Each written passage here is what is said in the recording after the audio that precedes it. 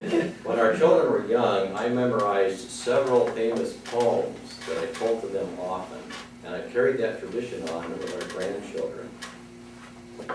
One of those poems was Gunga by Rudyard Kipling, which, as they grew older, I told to them, and it also became a favorite around the Scout campfire. Who was Rudyard Kipling? He was born in 1865 in Bombay, India. His father was assigned there as a teacher in an art school. From their Indian servants, he learned the Hindi language. When he was only 5 years old, his parents took him back to England and left him with foster parents so he could get his elementary and high school educations. He felt deserted.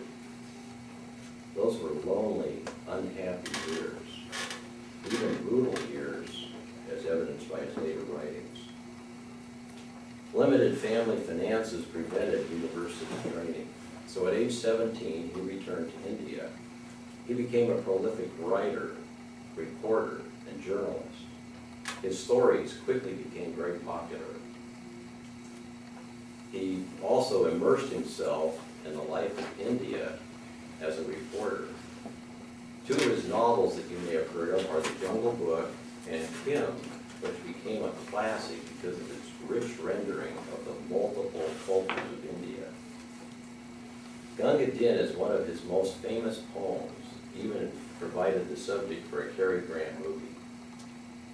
I like Gunga because it teaches us that nobility and character don't depend on circumstances and station in life, but they come from within. Now, please enjoy our journey to India with Gunga. You may talk of gin and beer when you're border safe out here, and when it comes to penny fights and Aldershot it. But when it comes to slaughter, you'll do your work on water, and you'll lick the blooming boots of him that's got it. Now in India's sunny clime, where I used to spend my time, a servant of Her Majesty the Queen, of all our dark-faced crew, the finest man I knew was our regimental beastie, Gunga. It was din, din, din, you Lazarushian leather Gunga. High, slippery hither out, water, bring it handy low, you squidgy-nosed old idle Gunga. The uniform he wore was nothing much before, rather less than half of that behind, for a twisty piece of rag and a goatskin water bag was all the field equipment he could find. When the sweating troop train lay in a sighting through the day, and the heat would make your blooming eyebrows crawl, we shouted, "Harry by," till our throats were bricky dry. Then we whipped him because he couldn't serve us all. It was din, din, din, where the devil have you been? We could put some Julie in it, or I'll marrow you this minute if you don't fill up my helmet, Gunga. He would dot and carry one till the longest day was done, and he didn't seem to know the use of fear. We would charge and broke and cut, and you could bet your bloomin' nut he'd be waiting 20 paces right flank rear. With his musket on his back, he would skip with our attack and watch us till the bugles made retire.